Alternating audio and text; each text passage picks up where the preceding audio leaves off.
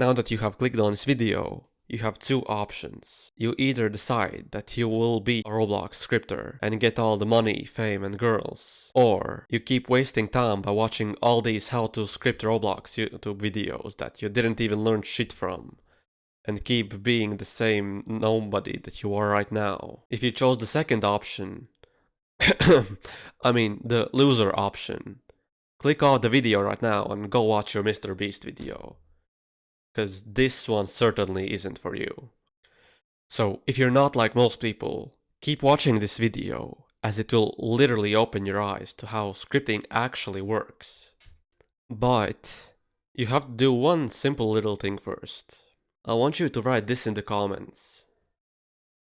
I will watch the video till the end, and I am genuinely curious about what the guide will be able to teach me. This might sound like wishy-washy fluffy stuff, but you have to realize that this is one of the most important steps that you can take if you want to become successful.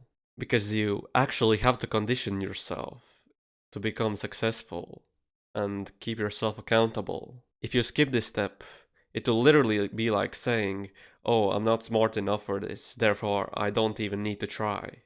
Like, that is just an unproductive and a brain-dead way of thinking that you have to get out of your mind, like, literally right this moment. So go post that one line in the comments right now, so we know that you truly are a superior Roblox developer that will one day for sure succeed. If you want to take this to the next level, add to the comment exactly why you want to become a successful Roblox developer, as this will give you a strong reason to grind harder. So it's the spring of 2021, and it's the first time I've made a few 10,000 Robux. And I made that much by making maps for popular Roblox games like Epic Mini Games and translating them. But in reality, I don't really like that style of making money. So it's the middle of the spring. I have like over 100,000 Robux in my Roblox account at the moment. So it's the perfect time to make a Roblox game. But at that time, I didn't really know how scripting worked.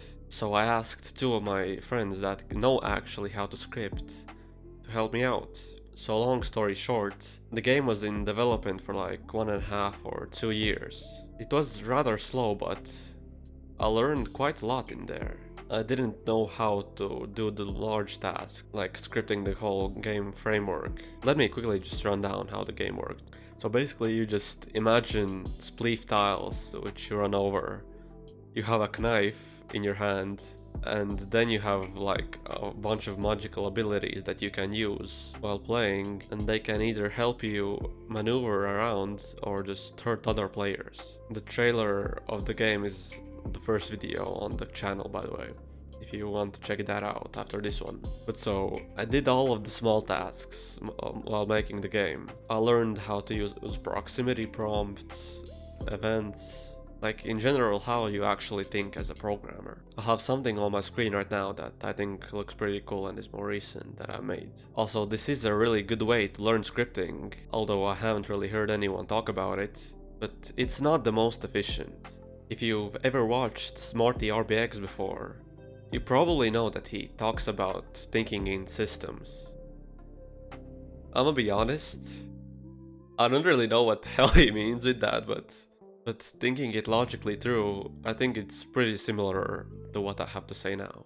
Like, Smarty is a really cool guy, we occasionally have a chat with each other, but honestly I don't really understand his way of explaining things, at least with the systems bit.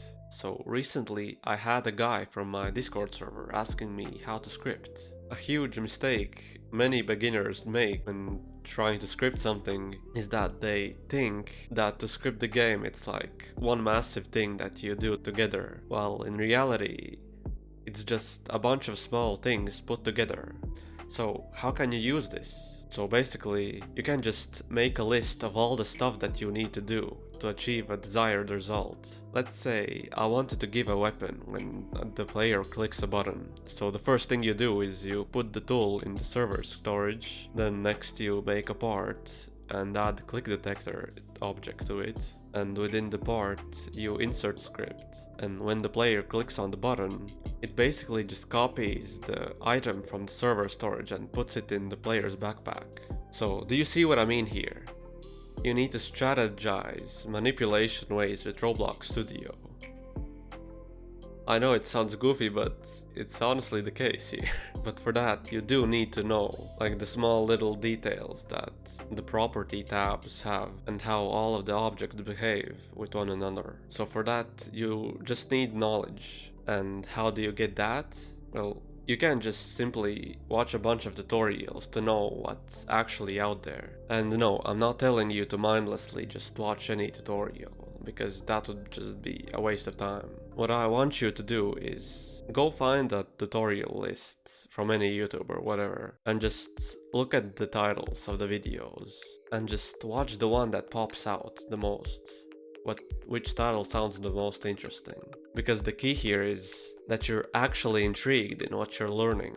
Like, you've heard people say that repetition is key. Like, to some extent it is, but it's not most likely gonna keep what you learned in the long term, because most likely you just don't care about what you're learning. So if you want to actually keep what you learned in mind, you need to approach the subject with curiosity and interest. But of course, just watching tutorials, even with interest, won't help you if you don't actually use what you learned. So another highly important thing that you have to do is actually start making something.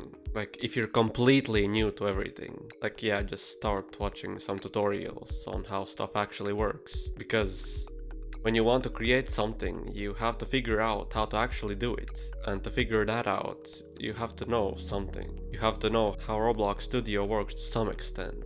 Now, what I mean by this is like the small stuff, that how to set a parent, how to clone something, rename, recolor. So let me quickly give you another example of what I mean. The same guy who asked me how to script wanted to make his own game, so he showed me what he wanted to make. So in short, it was basically like, you join a game, there's a cutscene. After the cutscene ends, you click play, and then you are redirected to a different game. So let's quickly break that down, how you can actually achieve that. So first, when the player joins the game, there has to be something that actually runs when the player has joined. So this is a thing called player added. Like all of the things that I'm gonna mention in this list, you can basically just research. For example, like when I mentioned player added, just type in YouTube search bar, player added Roblox Studio, and just watch a couple videos on how it works. So second, when the cutscene ends, a text button appears.